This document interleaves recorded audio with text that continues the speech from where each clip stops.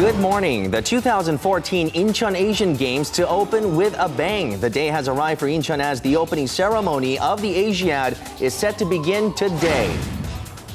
A record turnout as polls close for the Scottish referendum. Will Scotland break away from the United Kingdom? Results are expected by breakfast in Scotland or during the afternoon in Korea.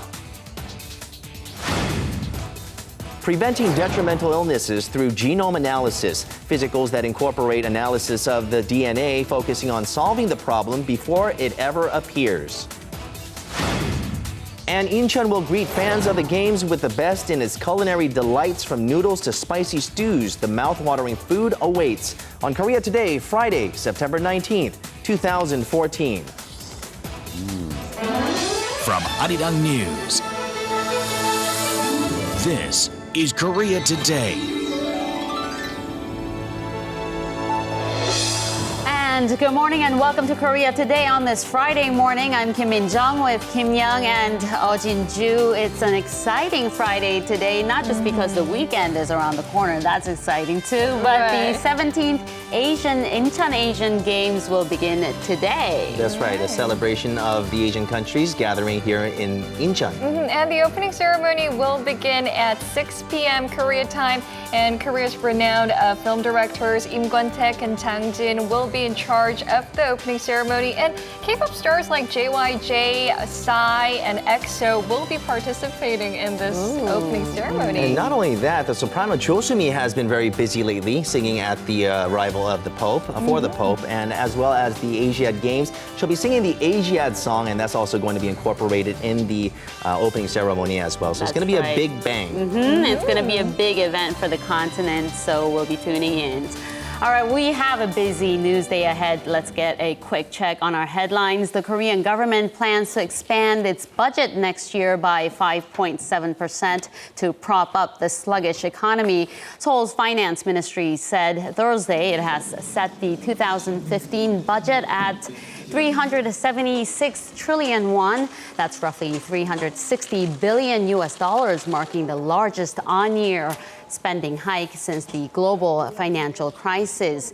This falls in line with Seoul's plans to boost the drive for economic recovery that is feared to be losing steam. The largest portion of the budget will be allocated to labor and health and welfare sectors, as well as public safety. Some analysts are concerned the largest spending in 6 years would aggravate the country's fiscal soundness, with the fiscal deficit estimated to be at roughly 33 trillion won. The budget needs to win approval from the National Assembly by December. Korea's Foreign Minister Yoon Byung-se on Thursday stressed the need to deal with historical grievances, calling on Japan to show its sincerity in addressing undistorted wartime historical wrongdoings. During a keynote speech at a forum themed under peace and cooperation in Northeast Asia and the experiences of Europe, Yoon highlighted that historical and territorial issues are forming a vortex in Northeast Asia, emphasizing the region should learn from the experiences of Europe. Meanwhile, President Park Geun-hye is expected to meet with former Japanese Prime Minister Yoshiro Mori, who will pay a courtesy call to the president before attending the opening ceremony of the 2014 Incheon Asian Games. Mori is expected to carry a message from Japanese Prime Minister Shinzo Abe on improving bilateral relations. Also, senior officials from Korea and Japan will meet Friday in Tokyo to discuss issues such as Japan's sexual slavery during and before World War II.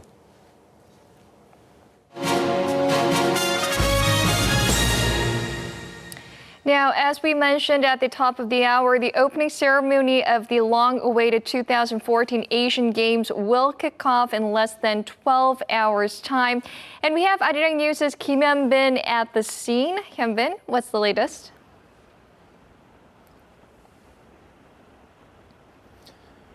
That's right, Jinju. Everyone is excited about the opening ceremony. But before we get into the specifics of the sporting events, let's take a closer look on some economic benefits from hosting the Asian Games. The eyes of Asia's 4.3 billion people will be on Korea's western port city of Incheon this Friday, as the 17th Asian Games kick off with what promises to be a grand opening ceremony. Korea's third hosting of Asia's premier sporting event is one of the most expensive yet. with the central government and the city of Incheon laying out over $4.7 billion on infrastructure and road construction alone. But the general feeling is that it's going to be worth it. We expect the games to have a very positive effect on the local economy and the city. The Korea Institute for International Economic Policy says it'll have an economic benefit of $12.5 billion and create around 270,000 jobs. It'll also help us boost Incheon's brand value. So, in certain ways, everything is looking great, but ticket sales are worryingly slow. With less than a day before the games officially open, only 10 of the 36 gaming categories have sold out. Only around 60% of tickets for Friday's opening ceremony have been sold. Ticket sales for the actual sporting events are lower, as sold-out events are generally taking place in smaller venues. Organizers will be hoping they aren't left with tens of thousands of empty seats during events in the large stadiums, such as the athletics. They say that while sales are a little lower than average, low ticket sales are to be expected during the Asian Games, as opposed to an event like the Olympics. It goes without saying that ticket sales for different sports vary a great deal. When popular Korean athletes are involved in events like swimming, gymnastics, and badminton, tickets sell out super quickly. But it's obviously much more difficult to get many people to come to less recognized sports like sepak takraw and kabaddi. Organizers say they expect ticket sales to pick up steam once the games officially open, as they are already reporting a pickup. Ticket sales are growing by the day as the Asian Games approach. At this rate, we should actually double the amount of tickets sold for the 2002 Asian Games that were held in Busan. However, ticket sales aren't the only issue. The city's residents want to be reassured that the sporting stadiums, venues, and facilities are either reused or developed into something else useful. After the games, we will reuse the facilities. Take the sports stadium, for example. We are going to make the south side into a multiplex cinema. The east and west will be converted into a shopping mall, but there will also be a wedding hall and plenty of restaurants. The operations and management center will be on the west side. Other indoor stadiums, including the basketball and baseball stadium, will be used to host sporting events and other ceremonies, while some will be open for the public to enjoy. Well, I do hope the event will bring some positive benefits to the country. Now, let's move on to the sporting events. How many different countries are scheduled to compete in this Asian Games?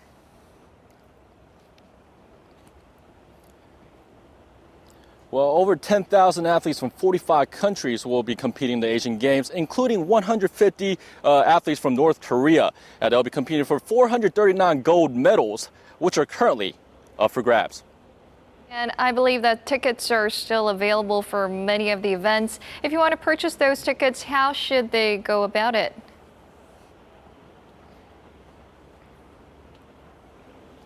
Well, you could go online to the Asian Games official ticketing website, okticket.com, or call in one of the hotlines during working hours. And if you're in need of a ticket, I guess you're in luck because there are still seats available for the opening ceremony. Back to you, Jinju. All right, thank you, Hyunbin, for that report. That was our Kim Hyunbin reporting live on the economic effects that the Incheon Asian Games will bring to the domestic economy.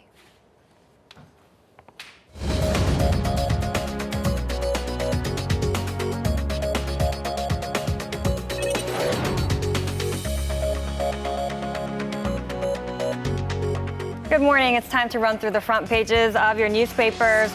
And you all know by now the 2014 Incheon Asian Games will be getting underway with a grand opening ceremony tonight in Korea's western port city of Incheon. So we'll begin with a regarding image here on Chosanilbo today. And this title of the picture says, Festival of 4.5 billion Incheon Asian Games kick off today.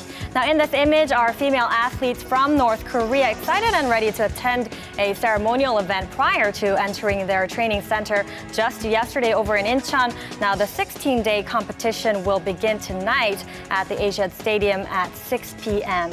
And in the meantime, we'll go to this headline here above the image regarding the nation's announcement made yesterday on the budget. And the headline here says the Korean government actually unveiled its biggest spending increase in 7 years for 2015, underscoring its determination to get the nation's economy back on a normal growth track. And that is why this one reads, budget to revive economy plans to increase spending by $19 billion next year. Now, if you take a look at the sub-headlines, it says that spending has been raised by about $7.5 billion from the original plan to 376 trillion won, or roughly 360 billion US dollars. And for the first time, more than 30% of the entire budget has been allocated on creating more jobs and improving welfare. Now, in the meantime, if we take a look at this story here on 동아일보 on the same issue, but this one is shedding light on a slightly different angle. It's titled Increasing Deficit to Boost Economy, Super Budget of $360 billion. So the government is planning to increase national debt to be able to pull this budget off. Less than expected revenue and such a huge expansionary budget management may thus spell overall fiscal strain, which the government admits to.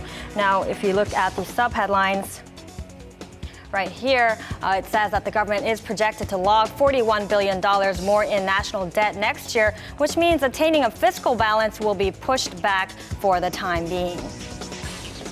And now switching gears to another issue here on 중앙일보, we'll go to this one at the bottom, close up on the wartime operational control, and the story is called Decision on Transfer of Wartime Operational Control to Come After Assessing Capability of South Korean Forces. So negotiations have been ongoing between Korea and the U.S. to further delay the planned transfer of wartime operational control, or the OPCON, in the country back to Seoul. Now, if you take a look at this, the previous agreement was made 2 years ago in which Seoul was to take over the wartime military command next year. But as we know, Seoul has been asking for a delay in the handover following North Korea's continual threats. Now, the Allies are expected to decide on the delay after assessing the capability of the South Korean military 2 years prior to the year that the two sides aimed to carry out the transfer. And finally, we'll go to some economic news here on the Mail Business newspaper. And take a look at this here in the center. The header says Chairman Jung Mong-gu's aggressive bid. So this is about Hyundai Motor Group having won the bid to purchase land of Korea Electric Power Corporation, or KEPCO, located in the Gangnam-gu district. Now, the group's chairman Jung Mong-gu offered 10.5 trillion won, about $10 billion, for this piece of land right here. This is the KEPCO building, which is about 3 times higher than the appraisal price in the bidding competition with Samsung Group. And that was a look at your newspaper headlines for this Friday. Wish you all a great weekend. And following are the stock numbers from Thursday.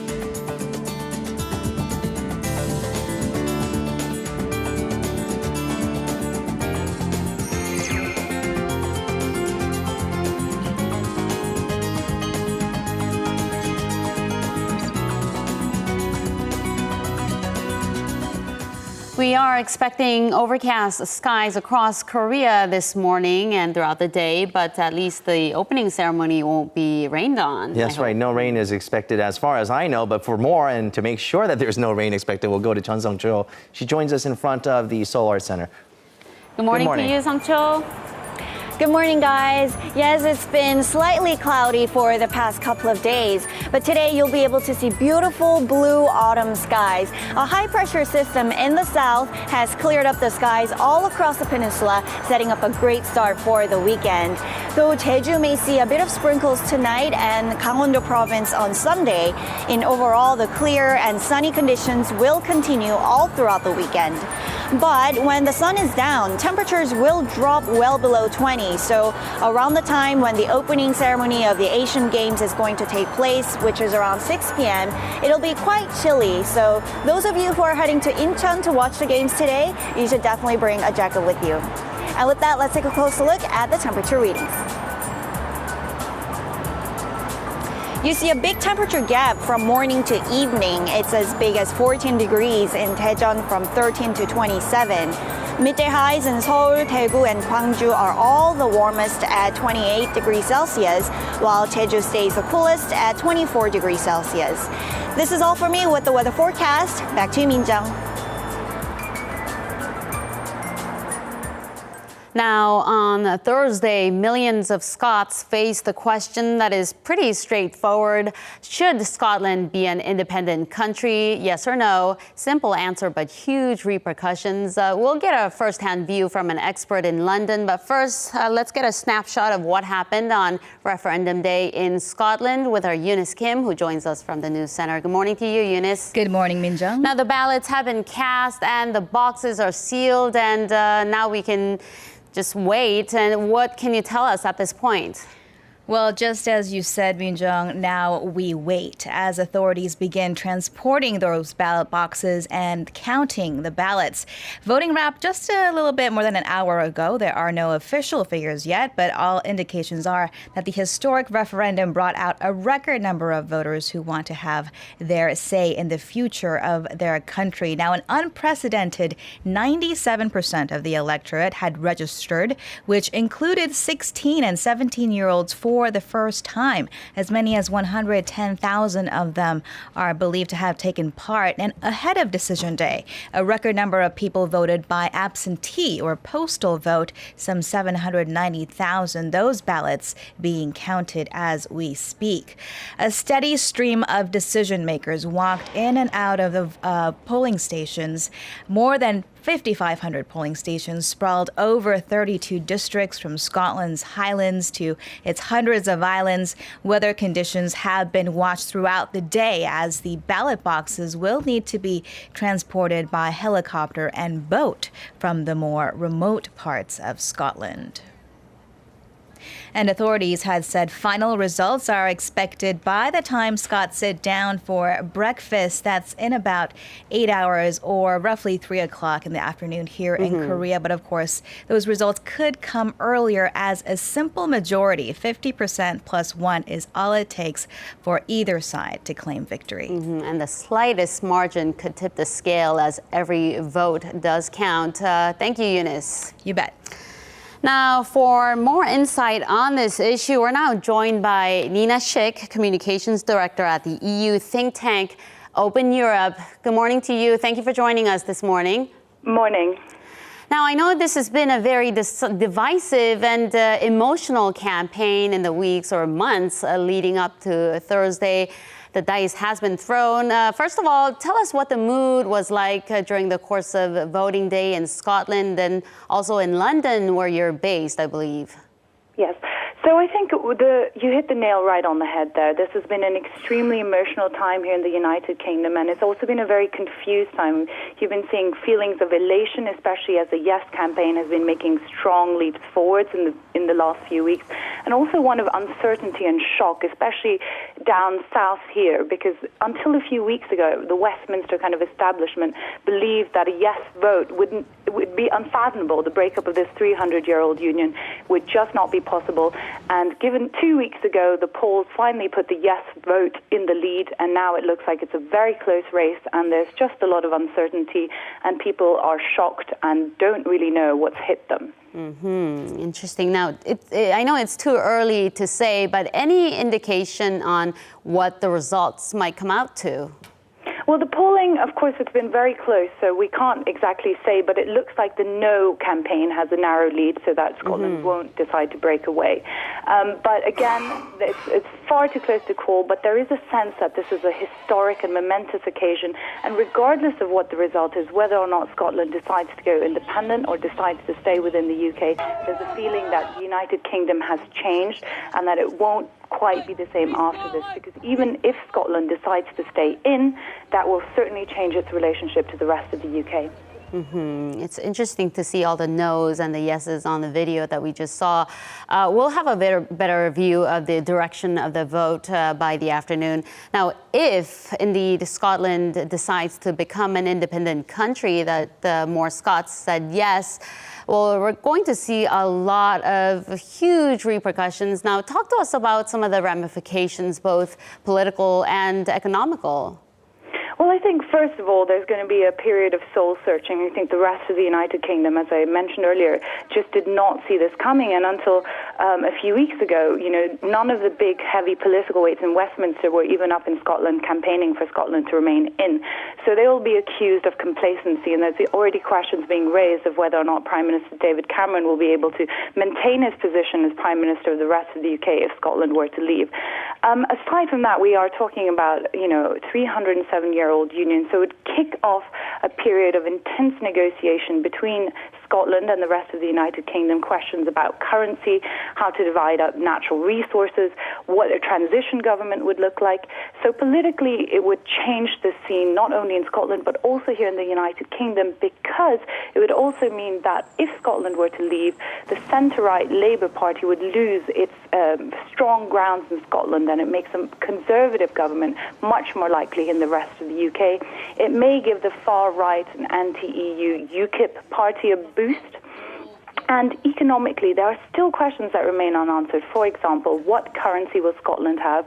Of course, an independent Scotland has said that they will maintain the pound, whereas in Britain, the rest of the UK, they've said that won't be possible. So there will be a period of economic uncertainty, political uncertainty, and certainly psychological scarring as the rest of the UK tries to gain back its national confidence and find its feet in the wake of this, what it would argue is a very unexpected breakup.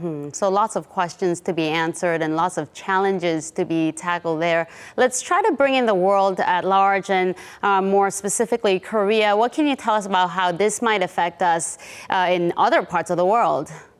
Well, it wouldn't have a direct impact on Korea or East Asia, but the interesting thing is there are strong trade links between the UK and Korea. In 2011, of course, the EU and Korea signed the most comprehensive free trade agreement between two parties ever. It's thought to be worth about $80 billion to Korea and the EU. And South Korea is, of course, one of the most important export markets in Asia for the United Kingdom. In the last 10 years, trade has risen by over 200%. And amongst those goods which the UK exports to Korea, and that includes petroleum goods and beverages, most notably Scotch whisky, perhaps given the political uncertainty and the economic uncertainty, we could expect some ramifications on UK exports to Korea. Well, I guess the picture will become clearer as the day progresses and see if Scottish whiskey will become more expensive in Korea. Well, thank you, Ms. Schick, for your time this morning. That was Ms. Nina Schick, Communications Director at Open Europe, talking to us about the Scottish national referendum. Now, stay with us because we're going to take you to Incheon, where the 17th Asian Games are going to take place. You cannot go on an empty stomach, so we'll take you to areas close to the venue where you can enjoy some of the best dishes, from comforting handmade noodles to spicy stews. Enjoy the taste of Incheon.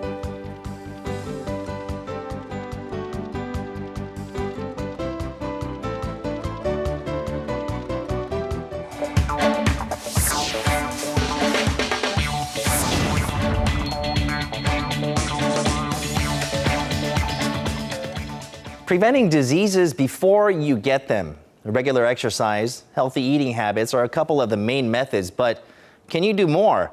Genome analysis has become popular among people who want to understand the potential they may have of getting illnesses such as cancer, dementia, and cardiovascular diseases to lower their risks. And here in Korea, there's one place that has become known as the only place in the world that focuses on creating a system to do exactly that. Analyzing genes and predicting what illnesses the body is susceptible to, this has now become possible. Taking it one step further from that is a place that suggests the lifestyle habits to help you prevent those illnesses, offering a futuristic method of treatment.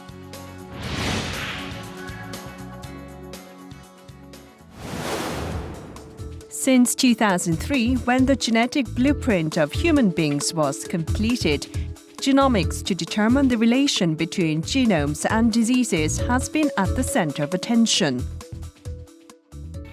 Through genome analysis, it has become possible to predict genetic disorders that individuals are exposed to.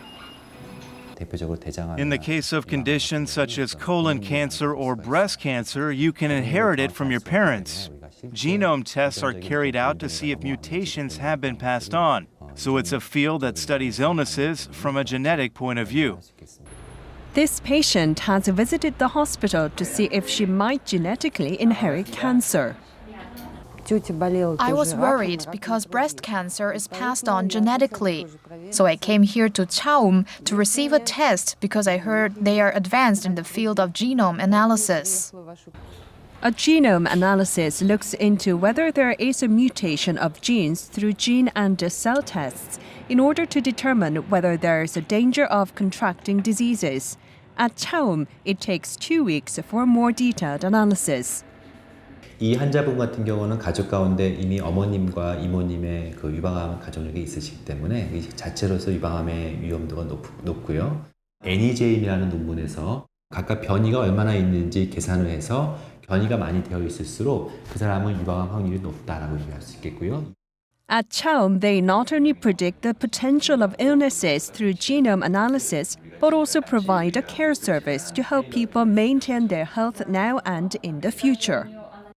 As a result, celebrities such as Suzanne Somers, Kristen Davis, and Terrell Owens have visited the center for checkups. One of the examination programs provided here is the anti-aging test that removes toxins in the body so people can maintain their health. They also conduct nerve and musculoskeletal tests to predict and diagnose high-risk diseases people are exposed to in their everyday lives. Meal plans based on each individual's state of nutrition are also provided. Each program caters to the recipient, ensuring they maintain their best state of health. Unlike regular medical checkups, I could get a look at what kind of illnesses I'm exposed to, where I'm not healthy, and what to do in order to not get sick. So that's what I liked most about it. Life Center Chaum not only predicts illnesses but works on prevention through individualized programs so that more people can enjoy a healthy life.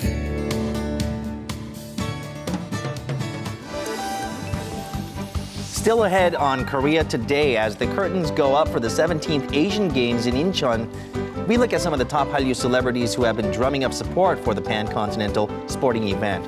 From honorary ambassadors to torchbearers, Denny Hong joins us to look at the talent.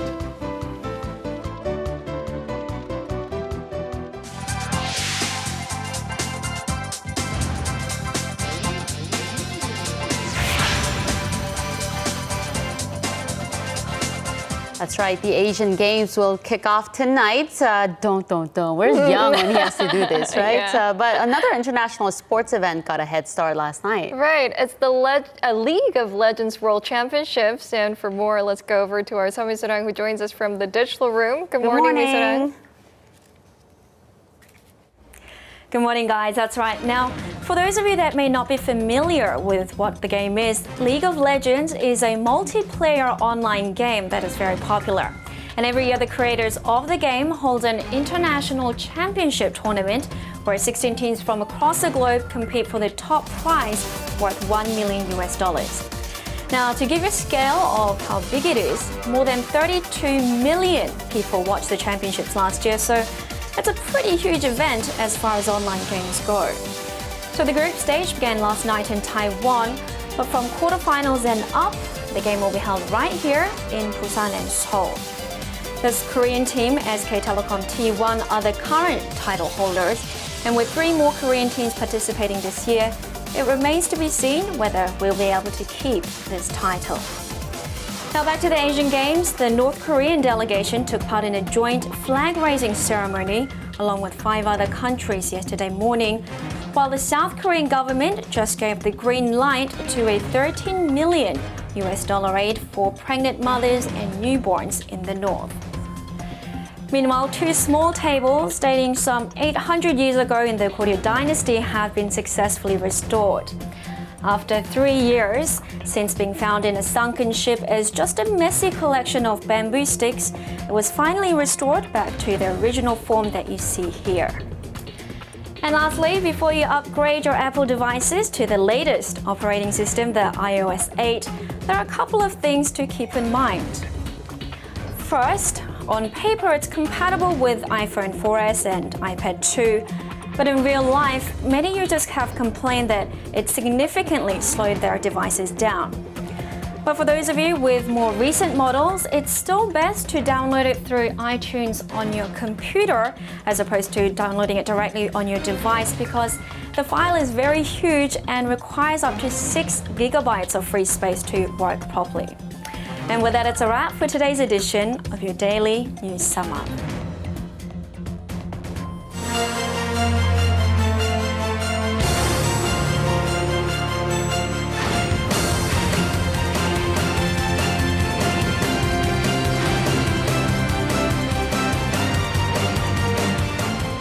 And TGI Friday, everyone, as today marks the day when the 2014 Incheon Asian Games officially kicks off with the opening ceremony later today. But on Thursday, the flag-raising ceremony took place at the Athletes Village, welcoming everyone from the 45 nations competing in the Games. Now, as all 45 flags of the nations participating in the Asian Games were raised on Thursday, 50 South Korean officials were on hand as the athletes themselves were still training in preparation for their competitions. But most of the attention went to the 30 or so North Korean athletes who were in attendance as they remained tight-lipped in front of the reporters, but were visibly happy to be part of the Games. And as soon as the competitions kick off, the fans will be looking forward to some of the biggest rivalries between some of the biggest names in Korean sports. And, of course, taking a look at some of the rivalries here over in swimming. We're going to see Korea's Park Tae-hwan versus China's Soon Young will garner a ton of attention as the two Olympic swimmers are set to face off in the 200-meter, 400-meter, and the 1,500-meter freestyle event. And of course, speaking of Korea-China rivalry over in rhythmic gymnastics, 20-year-old Son Yeon-jae hopes to win her first gold medal in the Asian Games, but China's Deng Sun-yue is expected to be her biggest rival. And lastly, over in artistic gymnastics, London gold medalist Yang Hak-sun is expected to win a gold medal in Incheon, but quite a rivalry building up ahead of the Asian Games with North Korea's Lee Se-kwang, who also boasts a technique named after himself. Now, another name fans in Korea are going to be looking forward to is Jin Jong-ho over in the men's air pistol event. And while he holds world records in 10-meter and 50-meter air pistol and has won gold in the Olympics and the World Championships, he's still looking forward to his first individual gold in the Asian Games. And while he did win 2 gold medals during the 2010 Guangzhou Asian Games, it was the 10-meter and the 50-meter air pistol team event, falling short in the 50-meter men's individual, winning a silver medal as the 34-year-old triple Olympic champion hopes to finally win that elusive individual gold. And now finishing things off in baseball as the national team prepares for their first game against Thailand on the 22nd. They played an exhibition game against the LG Twins on Thursday night. Now, Hong Sung-moo, the only amateur player on the roster, taking the mound for the national team as he gives up 2 runs in 2 innings of pitching while striking out 4. And while the LG Twins took a 3-0 lead in the 3rd inning, Na Sung-bum would hit a grand slam to give the national team the 4-3 lead, sparking the offense on the night. The national team would finish off with 15 hits in the game as they easily win their exhibition game 10-3. And that's going to wrap it up for me. Best of luck to all the athletes competing in the Asian Games. And with that said, this has been SJ. See you guys again for your sports needs.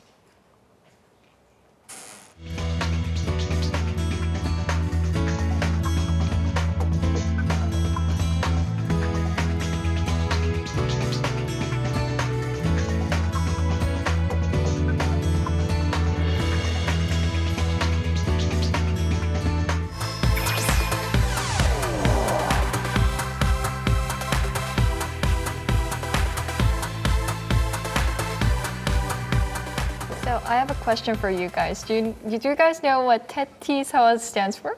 Isn't that the name of a girl group? Right. Or something like that, right? Yeah, it's a unit group coming from Girls' Tiffany. Generation, yes. Taeyeon, And the last Tiffany, one's and Hallyu, Taeyeon, right? right? Why are you guys stealing my thunder here? They've made a comeback recently, and joining us is Denny Hong for more details. Good morning. That's right. So subunit group TTS is back on the stage, as well as this past week we have news about the YG family performing overseas, and even a documentary film called Suncheon, Splendid But Sad Days, which is going to premiere at the Montreal Film Festival. So a lot of interesting news coming out this past week. Let's take a look.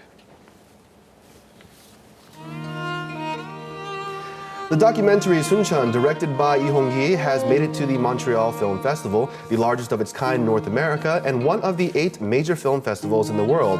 It's the first time a Korean documentary has made it to this event. The film follows a couple in their 70s who have lived their entire lives as fishermen, blending it in with the beauty of the Suncheon Bay area. The documentary will premiere in Korea on the 25th. Girls' Generation subunit group Taetika or TTS has topped 4 of Korea's music charts for 3 consecutive days, soon after releasing its new song, Holler. The song also made it into the iTunes Top 100 Albums chart in 9 countries, including Taiwan, Kazakhstan, and Belarus. This past weekend, the YG Family Concert wrapped up with great success in Singapore with heated support from the local YG fans. Some of the agency's leading names, such as Psy, 2NE1, Big Bang, and Winner, were there on the stage. Following their first concert in Singapore, the team will move on to perform in Beijing next month on the 19th and in Taiwan on the 25th.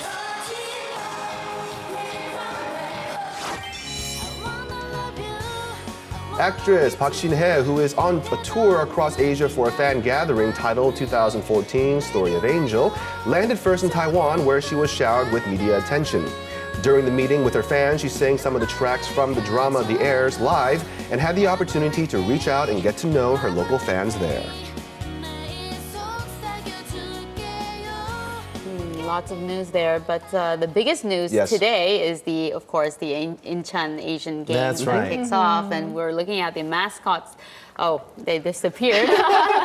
Anyhow, Torchbearers a lot of celebrities are taking part in promoting this event. That's right. Now, this is, it's been about 12 years. Yeah, 2002, and Busan was the last time we had the Asian Games hosted in the country. And so since then, there's been a lot of different celebrities and actors participating in the promotional events leading up to this year's Incheon Asian Games. And so we're going to take a look at the people that have been involved in this.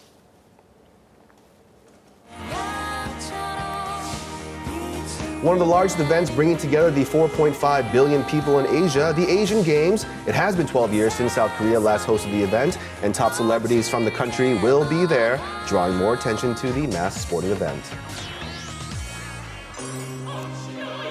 The highlight of the 17th Incheon Asian Games is unquestionably the opening and closing ceremonies, with big names, acts such as Kim Soo-hyun, EXO, Big Bang, and Psy attending. With big name directors directing it too.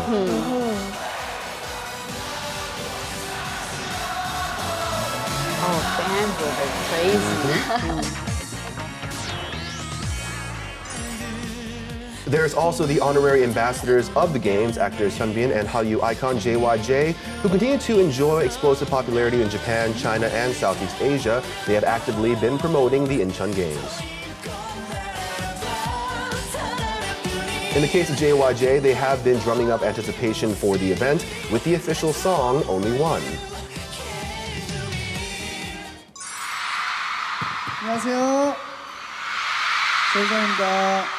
Will they be at the opening ceremony? Now, last October, the group introduced the song at events in Hanoi, Vietnam, and Gwangju, China, with a gathering of some 8,000 fans taking on a novel approach in promoting the games. I would love to answer you, Jinju, but I just don't know the I imagine they answer to would, and Jinju is going to rush over there to see the opening ceremony. 정말 이 노래를 통해서 이번에 인천 아시아 게임이 정말 모두가 화합할 수 있는 하나가 될 수 있는 그런 좋은 축제로 잘 마무리될 수 있으면 좋겠습니다. Thanks to the immense popularity of JYJ, a large number of fans from all over Asia uploaded covers of Only One, also hoping for the success of the mass gathering. One of the other goals of the Incheon Games is to let more people in Asia know about Korea's culture.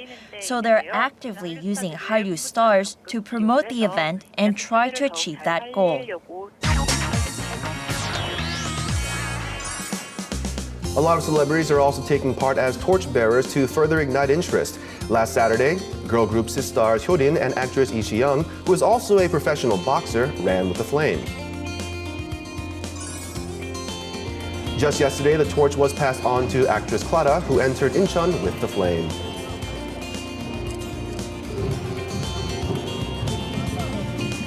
Clara was also there with her father, Lee Sung-gyu, a former member of a group named Koreana, who sung the official song for Seoul's 1988 Summer Olympics. That's right, Lee Sung-gyu, he was a member of that way back. And it can we stand. Incheon Asian game with my father, it's really feel different. Yeah. And how do you feel today? I feel incredible. I feel marvelous, and I feel my blood is going up and up. More than 88. Because with my daughter. Now, thanks to the flood of super celebrities at the Incheon Asian Games who have helped put more spotlight on the event, an array of K-pop events will naturally unfold. Of them, the K-pop Expo has the most people excited. With this event, we want to help support the Asian Games and also receive some attention for the K-pop Expo from visiting press members and tourists. At the Expo, a large-scale K-pop festival will be held with singers from across the spectrum taking stage to bring people from across Asia together. It's like an all-in-one package deal. It is. The pancontinental gathering at the 17th Incheon Asian Games will open up its doors for fans of sports stars and Hallyu celebrities alike, bringing people together in the spirit of harmony.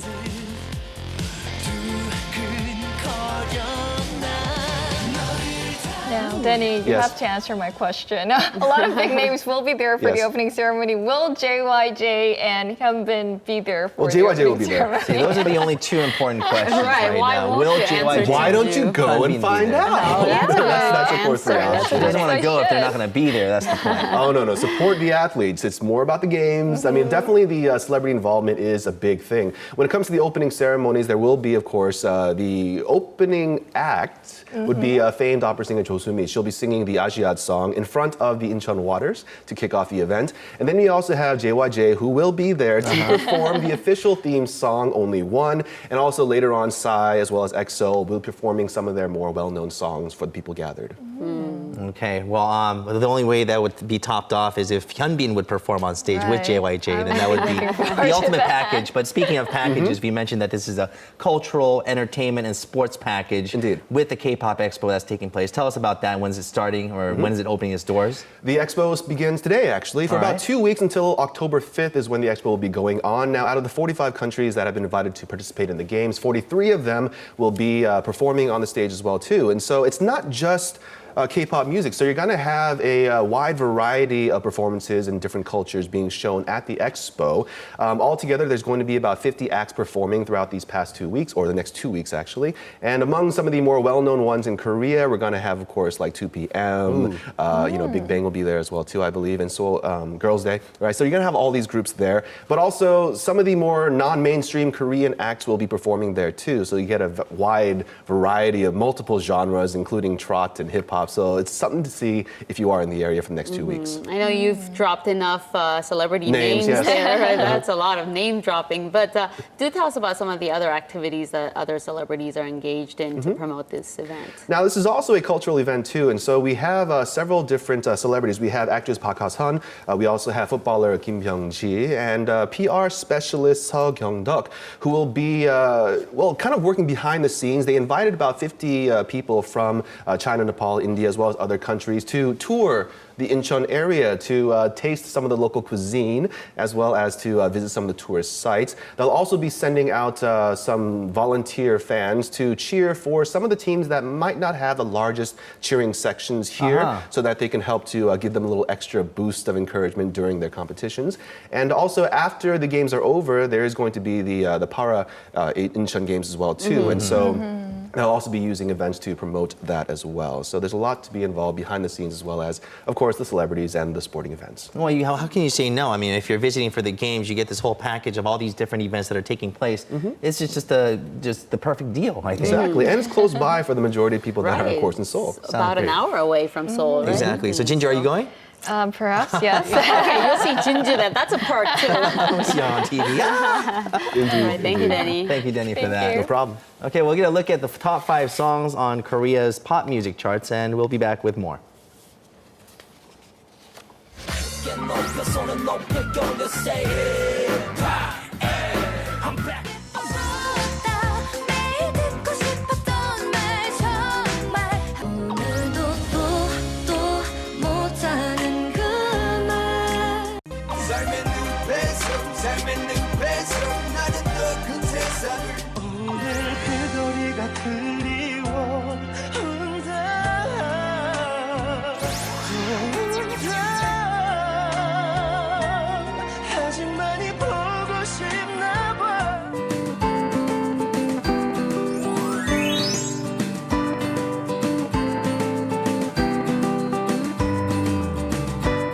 So last week, Matthew brought with him turtle soup. I wonder what he has in store for us today. All right, with all that focus on Incheon for the Incheon Asian Games, which kicks off today, we're going to take a look at some of the food, the culinary delights, and all the eateries there. Not all of them, but some of the main ones that you don't want to miss with Matthew, and he joins us today. Good morning, Turtle Man. Good morning. Good morning. So yeah, with all eyes on Incheon this week, we want to highlight some of the great food that can be found over there. Yeah. So, I've brought a couple of dishes to the studio, but before then, let's take a look at some of the great restaurants that can be found in Incheon.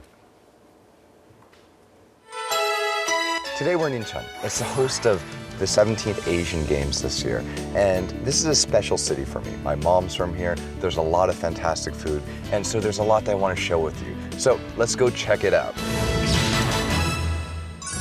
To kick things off, we're going to visit the Incheon Asiad main stadium. This is where the games are going to start, and this is where the finale is going to take place. They have over 60,000 seats in this one stadium alone. So when the crowds are going to roar, you're going to hear it. And right in the area, there's the Canalway Waterside Park. As the name implies, there's this beautiful canal that runs right through it. And you can take a canal taxi to enjoy the park in style. And if kicking back and relaxing on a water taxi isn't your idea of a good time, then you can do it yourself in a canoe. The canoe program normally only runs on the weekends, but during the Asian Games, they'll be going all week long.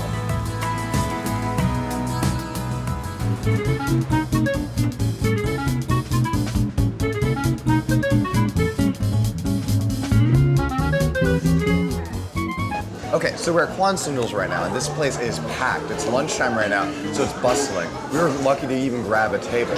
So a couple things about this place. So one, here you cook the noodles yourself. So here you have a boiling pot of broth. It's got vegetables, it's got mushrooms in there, and then you have your noodles, which are made here in-house. There's a factory inside the building where they make all the noodles, both to sell here in the restaurant and to sell to customers so they can cook it at home. My father is the first generation, I'm the second, and we've carried on the tradition for more than 70 years with these handmade noodles. I'm planning on handing the shop over to my son so we can continue the tradition for 100 years. It's right here at the table, so, whoa. The way you do it, just take your noodles, just gonna toss them right in the broth. Then stir to make sure that they don't stick together. Then we're gonna flip the timer, toss the lid back on, and patiently wait.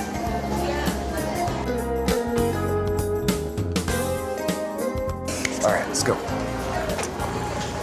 These, they've got a nice little chew to them, and they're cut well. The thickness is just right on them.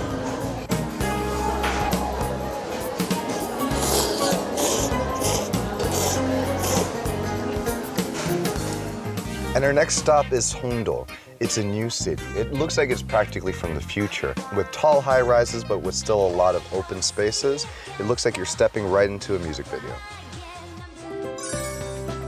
as our day comes to a close, we're going to head over to Cheongseojin. This is the spot to catch the sunset. And for a really great view, head up to the Sky Lounge. And an interesting thing you can see here, you can see Navy ships come in, dock, with midshipmen just flocking right out of them. Here you see couples, you see family. It's a great place to spend time with your loved ones.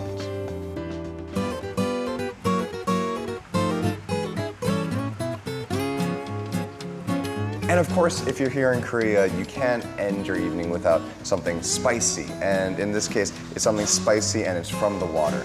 And what this is megi meontang. So megi, it's a type of catfish. And meontang, it's a type of spicy seafood stew that we love here. Think of it as a Korean version of bouillabaisse. Here, there are a lot of really different types of delicious, unique seafood. And most of it is freshwater. So let's open this up and take a look.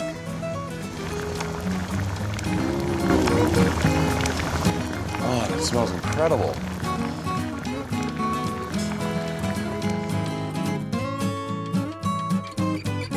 Get a little bit of the bagasari, which is a Korean bullhead fish.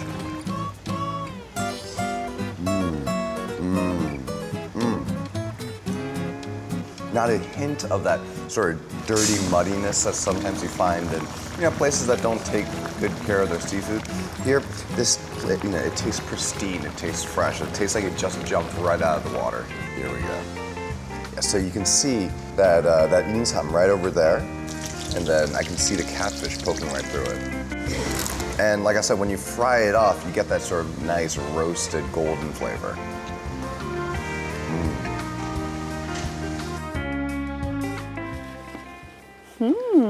Great food there. And we love our Fridays thanks to Matthew. You have the megi meontang right here. And, most of the time when we see freshwater fish, they tend to smell a little bit more fishier than the ones from the sea. But this one, it smells so great, right? There's none of that fishiness there. Yeah, and it's not even so much fishiness that you get with freshwater fish. It's almost that it's earthy is what it is. Earthy. Yeah, it almost tastes like the river that it comes from. But the catfish that they use over here, it's nice and clean. It has none of that sort of muddy flavor that you'll find with lesser quality catfish. And in fact, we have one of them was right in front of us, right over here. Right, that's the mother and daughter. Yeah, just chilling out. And so the big fish, that's the megi, the catfish. Okay. And then the smaller one, the dark smaller one right in front, that's the 동작에. Oh, so they're different species. I thought they were like okay. family. 동작에 is apparently a very popular ingredient to make meontang. I didn't know that. That's right, yeah. So it's the bullhead, and it's a fish that they like to use a lot, especially in this area, for to make meontang. Okay, it's tiny too. Is it supposed to be this small, or does it grow? They can be found in all sorts of sizes, and that mainly depends seasonally when you catch them. So this is the fish right here, right? This is the bullhead, this is the catfish, right? That's right. That piece that you got right there. Is this the catfish fry? That's right.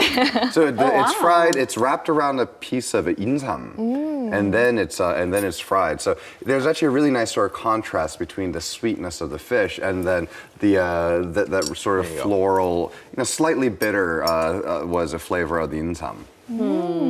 Let me try this. I like it. Interesting. And I'm sure Incheon has more dishes than the ones that you brought today. Were there reasons maybe that you chose these specific dishes? Yeah, why are these a choice from Incheon? Okay, well, I mean, so some of these dishes, the ones that I brought, especially the catfish, they with the waters out, to northwest of us. I mean, there are a lot of really great fresh waters out there. But beyond that, Incheon as a whole has a lot of great food, that can really only find in Incheon. For example, they have a fantastic Chinatown out there. Yeah. The kalguksu, the hand-cut noodles I showed you before, that place, people come from all over the country just to go eat at that restaurant. Wow. Well, it definitely is a taste of Korea just mixed in one little pot there, right? Absolutely. I mean, meontang, people all over the country love it, and this is sort of their regional specialty. So plan the whole day for our viewers. Go to Incheon, do go to the opening ceremony of the Incheon Asian Games, enjoy all this food, and come back to Seoul in Because 1 it's a hour. Friday right? night. Exactly, it is Friday night. It's perfect. All right. Well, sounds great. Got the whole plan ready. Matthew, thanks for joining us and bringing the food and introducing the food. Always a pleasure. Let's say bye to our catfish as well. Goodbye, dead catfish. All right, thank you, May Matthew. you rest in peace. All right, this is where we say goodbye for the week. All right. Have a great Friday. We'll see you back here on Monday morning, exactly at 7 a.m. Thanks for watching. Bye-bye. Bye. Goodbye.